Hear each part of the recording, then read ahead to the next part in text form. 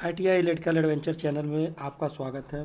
दोस्तों, हम एक नई सीरीज से क्वेश्चन जो हमारा सेमेस्टर 1 का है, ये लास्ट मॉड्यूल है सेमेस्टर 1 में, ये फर्स्ट ईयर का क्वेश्चन है। हम इसको एक नई सीरीज से स्टार्ट करें, क्विक रिवीजन की तरह हम लेकर चलेंगे और जितने भी फार्मूले होंगे कोशिश करेंगे बताते चलेंगे। और इसका जो न्यूमेरिकल है, इस लास्ट मॉड्यूल में बहुत सारे न्यूमेरिकल हैं, इसे क्विक रिवीजन के तौर पे इसे लेके जाया जा रहा है इस टॉपिक को। इसलिए हम इसको डायरेक्टली हम बताते चलेंगे और जो भी कैलकुलेशन होगा हम अलग से वीडियो बनाएंगे। हर एक कैलकुलेशन पे सवाल लगाएंगे, हो सके तो प्रोजेक्टर क्लास भी लगाएंगे। ठीक है, जिसको वहाँ पढ़ना वहाँ पढ़ लेंगे और जिसको सिर्फ क्वेश्चन को पढ़ना है और उसे रटना है तो इसे आदमी से आराम से आप इसे देख सकते हैं। ठीक है, रटने के लिए बहुत अच्छा चीज़ है ये, रट के एकदम याद कर लिए, माइंड में फिक्स कर लीजिए। तो पूछा है what is the formula calculate the impedance Z तथा आरएलसी सीरीज सर्किट के लिए, यानी इम्पीडेंस के लिए।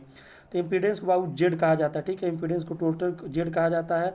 और इम्पीडेंस का जो फार्मूला होता है ऑप्शन नंबर डी होगा, जेड बराबर रेजिस्टेंस, कैपेसिटर और इंडक्टेंस। ठीक है, ठीक है, ये का होता है, लेकिन यहाँ पे माइनस प्लस का चिन्ह होता है। ठीक है, इसे माइनस प्लस का चिन्ह रखना चाहिए। ठीक है, नहीं दिया कोई बात नहीं, लेकिन ऑप्शन नंबर आपका डी सही होगा। 9वां है कि प्रतिरोध आर 15 ओम है, प्रतिधारित शक्ति आपका 20 ओम है और सप्लाई वोल्टेज 240 है। तो आपूर्ति आरएलसी में शक्ति है, यानी सीरीज में आरएलसी लगे हुए। ठीक है, तो आप शक्ति गुणांक की गणना क्या करेंगे? तो 19 का आपका आंसर हो जाएगा 0.6 लैगिंग हो जाएगा। ऑप्शन नंबर आपका बी हो जाएगा। ठीक है, 0.6 लैगिंग हो जाएगा। ठीक है, आगे है 240 वोल्ट 50 हर्ट्ज एसी आपूर्ति 8 एम्पियर धारा प्रवाहित करने वाले आरएलसी समांतर सर्किट में मान एडमिटेंस वाई की गणना करें। एक माध्यम सर्किट से करंट पास किया जाता है। ठीक है, जब ये माध्यम सर्किट से करंट पास किया जाता है तो एडमिटेंस मतलब क्या होता है? चालकता के बारे में पूछ रहा है। तो यहाँ मोहम आपकी चालकता हो जाएगी। ऑप्शन नंबर आपका सी हो जाएगा 0.003। ठीक है, 21 नंबर पूछा एक समांतर फेज एक which is the formula calculate the line current the single phase RC. तो लाइन करंट पूछा है सिंगल फेज में, तो सिंगल फेज और फेज में आपका यहाँ पर जब लाइन करंट पूछा है इसमें, तो आप देखिए जब आरसी सर्किट है तो इस समय आपका जो फार्मूला बनेगा अंडर रूट एल स्क्वायर और आई स्क्वायर सी। ठीक है, यहाँ पे आई स्क्वायर ये आपका फार्मूला बन के आएगा। Option number D, line current बराबर होगा under root I square minus I square C. R का मतलब हो गया रेजिस्टेंस और सी का मतलब हो गया आपका कैपेसिटर। ठीक है, करंट मत समझिएगा। एसी परिपथ में कम शक्ति गुणा पावर फैक्टर को कैसे बेहतर बनाया सकता है? उसके साथ प्रेरक तो लगाकर, ठीक है, उसके साथ पैरेलल में कैपेसिटर लगा के, जब पैरेलल में हम लोग कैपेसिटर लगाते हैं तो पावर फैक्टर सुधर जाता है। या हम लोग सिंक्रोनस मोटर चलाएं या तो ये करें। ठीक है, डेल्टा से जुड़े सिस्टम के लाइन करंट फेज करंट के क्या समझ? जब डेल्टा में रहेगा लाइन करंट और फेज करंट अंडर रूट 3 में जाएगा। ठीक है, तो ऑप्शन नंबर आपका सी होगा कि क्या इसमें जाएगा? ये अंडर रूट 3 आई और पी। वही अगर फेज करंट की बात करें, अगर फेज की बात करें, हम फेज वोल्टेज की बात करें तो फेज वोल्टेज क्या होता है? बराबर होता है। ठीक है, जो ऑप्शन नंबर ए दिया है ये स्टार सिस्टम में होता है और जो ऑप्शन नंबर आपका सी है वो आपका डेल्टा सिस्टम है। आगे देखेंगे 25 नंबर है what is purpose the phase sequence meter. मतलब फेज सीक्वेंस मीटर का क्या काम है? तो फेज सीक्वेंस मीटर का क्या होगा? तो आपका होगा ensure the correct phase sequence, मतलब जो करेक्ट सीक्वेंस है फेज सीक्वेंस उसी को ज्ञात करना है। यानी आर वाई बी का जो करेक्ट फॉर्म है इस फॉर्म में आपका होना चाहिए। अगर इधर उधर रहेगा तो क्या होगा? उस समय आपकी प्रॉब्लम क्रिएट हो जाएगी। ठीक है, मतलब फेज आपस में क्या हो जाएंगे? शॉर्ट सर्किट हो सकते हैं। लिखा है एक स्टार सिस्टम में जुड़े 3 भार की आभाषिक शक्ति गणना करें और पावर फैक्टर 8 शक्ति गुणांक 3 कला है तो 400 वोल्ट है, 415 50 है। तो पहला नंबर जब आभासी शक्ति की गणना करनी होती है तो आभासी शक्ति में पावर फैक्टर का कोई रूल नहीं होता, याद रखिएगा। तो इसका फार्मूला आपका बन के आएगा अंडर रूट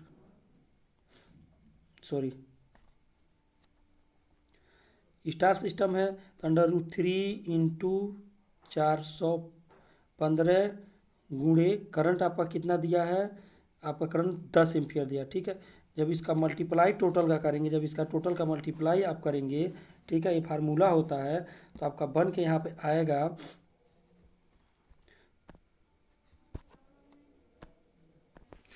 तो आपका बन क्या आएगा 7.188 kVA, ठीक है, यानी किलो में आएगा, यानी 7.188 किलो वोल्ट एम्पियर, ठीक है। आगे चलते हैं।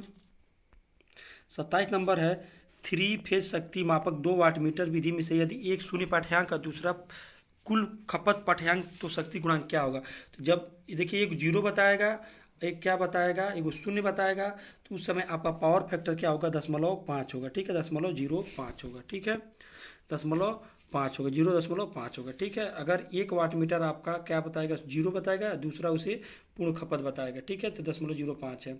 फिर देखिए फॉर्म फैक्टर का पूछा है, तो फॉर्म फैक्टर आपका होता है औसत मान बटे आरएमएस मान, ठीक है। फॉर्म फैक्टर आपका निकाला जाता है तो आपका औसत मान, और ऑप्शन नंबर बी आप ए हो जाएगा कि औसत मान बटे आरएमएस मान, ठीक है। औसत हमेशा ऊपर रहेगा, आरएमएस जो मूल मान है वो नीचे रहेगा, ठीक है। आगे 29 नंबर है, एसी समांतर परिपथ में धारा के कुल विरोध के रूप में किस विद्युतीय शक्ति को परिभाषित किया जाता है। जब देखिए डीसी रहेगा तो प्रतिरोध को मानते हैं, डीसी रहता तो हम डायरेक्ट इसे मानते हैं, लेकिन जब एसी का पूछा है तो प्रतिबाधा एम को कहते हैं, जिसे हम जेड से प्रदर्शित करते हैं, ठीक है। ऑप्शन नंबर बी आपका ये हो जाएगा।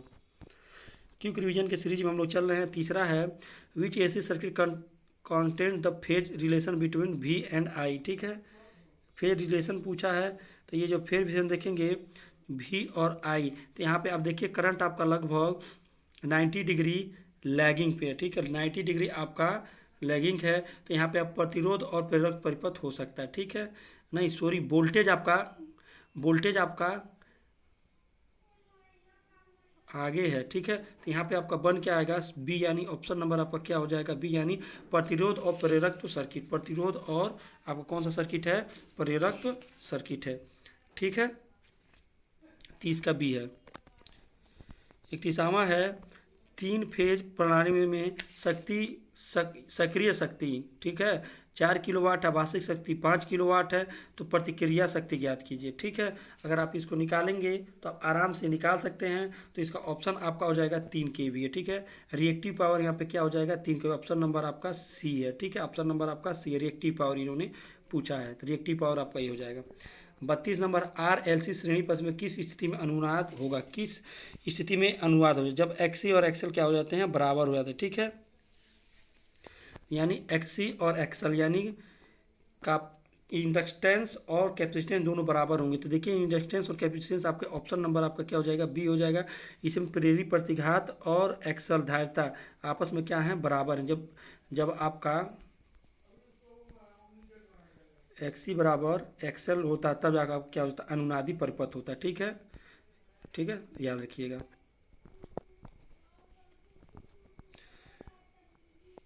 आगे है 3 कला यानी 3 फेज 2 वाट मीटर में 1 वाट मीटर रीडिंग ऋणात्मक देता है, एक धनात्मक देता है, यानी दोनों में क्या है, एक ऋणात्मक देगा एक धनात्मक देगा, ठीक है। यानी कहने वाला अगर 5 एक ऋणात्मक दे रहा है, दूसरा 5 धनात्मक दे रहा है, तो उस कंडीशन में आपका वोल्ट मीटर क्या मापता है। तो इस मीटर में इसमें आपका क्या दिक्कत हो रही है, ठीक है। यदि 3 फेज विधि में वाट मीटर ऋणात्मक पाठ्यांक देने पर धनात्मक पाठ्यांक कैसे प्राप्त करेंगे, जब ऋणात्मक तो धनात्मक कैसे होगा, तो मीटर के जो प्रेशर कुंडली, मीटर के दबाव में जो प्रेशर कुंडली है इसको हम चेंज करेंगे, ठीक है। प्रेशर कुंडली आपका देखिए आपका ये सीसी होती है और इसी के साथ आपकी यहाँ पे पीसी होती है, ठीक है। यहाँ फेज होता है और यहाँ पे न्यूट्रल होता है, ठीक है।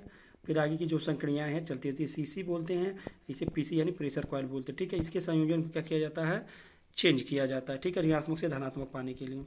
फिर दिया जब एसी से फार्म फैक्टर क्या, तो फार्म फैक्टर आपका बन क्या आता है, ऑप्शन नंबर बी आपका सही 1.11 होता है, ठीक है, याद रखिए 1.11 होता है फार्म फैक्टर। फार्म फैक्टर कैसे निकाला जाता है, औसत मान बटे एवरेज मान, ठीक है, सॉरी औसत मान बटे निकाला जाता है, ठीक है, औसत मान से निकाला जाता है, ठीक है। 35 नंबर, एक समांतर परिपथ में प्रेरक की पारस्परिक क्या है, ठीक है। प्रेरक के समाप्त क्या है, तो प्रेरक के समाप्त आपका क्या होता है, सस्पेटेंस होता है, ठीक है, सस्पेटेंस, ठीक है। 36वां है कि लिखा है धारा वोल्टेज में कौन सा संबंध है, धारा और वोल्टेज क्या एक साथ ऊपर एक साथ नीचे हो रही है, देखिए यहाँ पे भी एक साथ मिल रही है, यहाँ पर भी, यहाँ पे, तो धारा वोल्टेज क्या एक फेज में यानी एक ही फेज क्या समान फेज में है, ठीक है। ऑप्शन नंबर आपका ये हो जाए। देखिए यहाँ पे भी एक साथ है, यहाँ पे भी एक साथ और यहीं एक साथ है, तो ये दोनों धारा क्या आपस में इन फेज हैं, तो यानी एक साथ है, ठीक है। 37 नंबर है 2 वाट मीटर डाउनलोडर विधि द्वारा कुल शक्ति की गणना करें यदि 1 वाट मीटर रीडिंग उल्टने के बाद ली जाए। एक उलटने की जब बात लेंगे तब जब उल्टेंगे तो उसे क्या करेंगे को माइनस के W1 में से W-2 होगा। ठीक है, 1 वाट मीटर को में से 1 से 2 को क्या करेंगे घटाएंगे। कौन सी 3 फेज प्रणाली फेज वोल्टेज मापने के लिए कृत्रिम उदासीन तार की आवश्यकता होती है। तो स्टार सिस्टम के साथ साथ नहीं, स्टार सिस्टम में जो होता है आपका हम बता रहे कृत्रिम मतलब बनावटी नहीं होती, स्टार सिस्टम में एक साथ मिला होता है। ठीक है, स्टार सिस्टम आपको पता होगा, स्टार सिस्टम इस तरह बनता है। ये आपका स्टार सिस्टम हो गया। तो ये L1 हो जाएगा, ये L2 मतलब फेज 1 होगा, फेज 3 हो जाएगा और यहाँ पे आपका न्यूट्रल प्राप्त हो जाता है। लेकिन जब डेल्टा सिस्टम में होता है तो डेल्टा सिस्टम में क्या करता है, हमें एक कृत्रिम उदासीन यानी कृत्रिम न्यूट्रल की जरूरत किस में होती है, हमें डेल्टा में। ठीक है, स्टार में तो ऑटोमेटिक होता ही है। 39 नंबर है 3 फेज सिस्टम में यदि फेज वोल्टेज 240 हो तो लाइन वोल्टेज क्या होगा।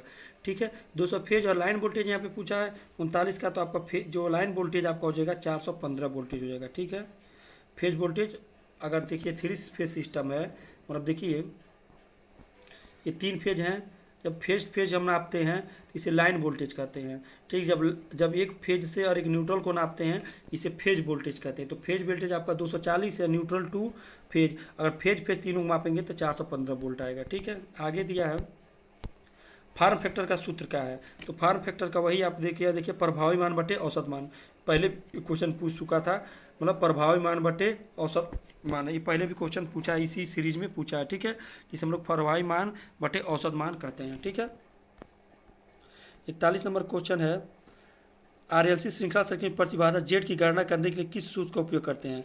बहुत अच्छी बात है। तो ये डायरेक्ट देखिए हम बता रहे हैं क्या कर रखा है, इसने कुछ नहीं कर रखा है, RLC परिपथ को ज्ञात करना है। तो ये तो पहले भी क्वेश्चन इन्होंने पूछ रखा है।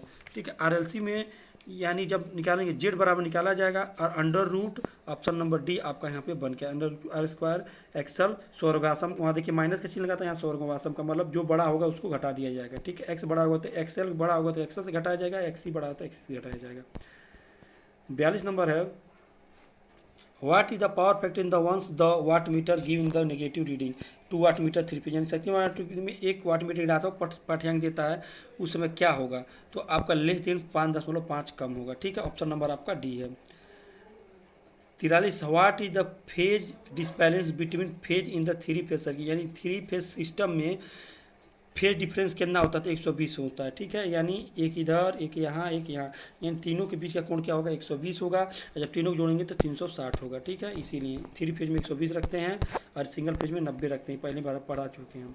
44 नंबर है अनुनादी परिषद में RL क्या होता है, तो XC बराबर L XL बराबर XC होता है। ठीक है, ऑप्शन नंबर आपका डी है अनुनादी परिपथ में।